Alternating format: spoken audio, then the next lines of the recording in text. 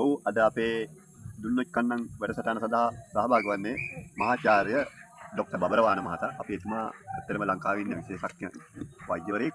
එතුමාගෙන් අපි එතුමා ගැන සහ මේ වෛද්‍ය විද්‍යාව ගැන තොරතුරු ටිකක් දැනගන්න තමයි අප අද මේ වැඩසටහන කරන්නේ. අපි මුලින්ම එතුමාට ආයිබෝවන් කියලා සාදරයෙන් පිළිගන්නවා. ආයිබෝවන්. වෛද්‍යතුමනි ඔබතුමාගෙන් අපි මුලින්ම අහමු ඔබතුමා කොහේ පාසලටද ගියේ? මම පාසල් ගියේ නැහැ. පාසල් ගියේ නැහැ. කවදාවත් පාසල් ගියේ නැද්ද? නෑ මම කවදාවත් පාසල් ගියේ නැහැ. එක දවසක්වත්? දවස් දෙකක් ගියා. මෙහෙමයි මම ඔයාලට කතාව කියන්න. එක දවසක් වැස්සක් තිබ්බා. මට දැන් තෙමෙන හින්දා මම ඉස්කෝලේ ඇතුලේ පොඩි බිල්ඩිමක් අස්සට ගියා. දෙවෙනි දවස් උනේ මට අවුරුදු 19 20 වෙනකොට අපේ ගමේ කට්ටියක මම හොර පොල් කඩන්න යනවා. එතකොට මම දැක්ක අපේ ගමේ පාසලේ පොල් ගහේ පොල් දිනනවා. මං ඉතින් පාසලේ හොර පොල් කඩන්න ගියා. ওই දවස් දෙකේ තමයි මම ඉතින් පාසල් ගියේ. ඔව්. එතකොට ඔබතුමා පාසල් නොගින් කොහොමද වෛද්‍යවරයෙක් වුනේ? මම කෙලින්ම කැම්පස් ගියානේ විශ්වවිද්‍යාලේ. ඉස්කෝලේ නොගින් විශ්වවිද්‍යාලෙට පුළුවන්ද? පුළුවන් නේ. ඉතින් මං ගියානේ. අපිට විස්තරය පොඩ්ඩක් කියන්න පුළුවන්ද? මෙහෙමයි. මම ගමේ කුලී වැඩක් කරගෙන හිටිය මිනිස්සෙක්.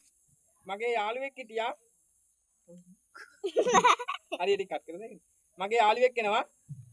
මාතේ කුලී වැඩට යන්න. එයා මට වැඩ කර කතා කරා විශ්වවිද්‍යාලේ දෙවෙනි ටටුවේ ජනිල් හොදන්න තියේ කියලා.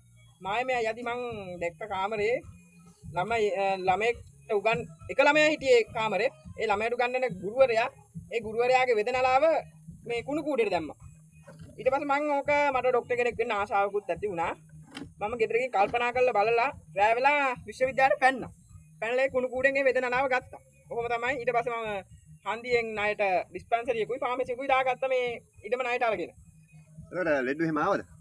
ලෙඩ්ඩු නම් ආවා. මොකද එහා පැත්තේ තිබ්බේ පරණ කොත්තු හදන කොත්තු කඩයක්. බඩේ අමාරු හැදිච්ච ලෙඩ්ඩු තමයි වැඩිපුර ආවේ. ඒ ලෙඩ්ඩු හොඳ වුණාද ඒ ලෙඩ්ඩුට ඉතින්? ඒක නම් ඉතින් මම හරියටම කියන්න දන්නේ නැහැ. මට මල ගෙදරකට ආරාධනා කොහොම හරි 200 300ක් හම්බෙලා තියෙනවා අවුරුද්දට. ඔයක සුභාරංචියක්. මේ එතකොට ඔබතුමා වෛද්‍ය විද්‍යාවට අමතරව මොනවද කරන්නේ? මම වෛද්‍ය විද්‍යාවට අමතරව මගේ UK වල තියෙනවා අක්කර 15ක ඉඩම. අක්කර 10ක තියෙන ඇපල් වත්තා. ඉතුරු අක්කර 5 තියෙන ජනතාවට පොදු වැසිකිලි පද්ධතිය. එතකොට ඔබතුමාගේ අපිට කියන්න පුළුවන්ද පවුලේ විස්තර පොඩ්ඩක්? පවුලේ විස්තර කිව්වොත් මට භාර්යාවන් 4 දෙනෙක් ඉන්නවා. ඒ 4 දෙනාටම ළමයි 23 දෙනෙක් ඉන්නවා. ඔව්. සෑහෙන පිරිසක්. එතකොට ඔය අය රැකියාවල් වල මොනවද කරන්නේ? ලොකු පුතා නම් ඔයා දන්නවා ශ්‍රී ලංකාව.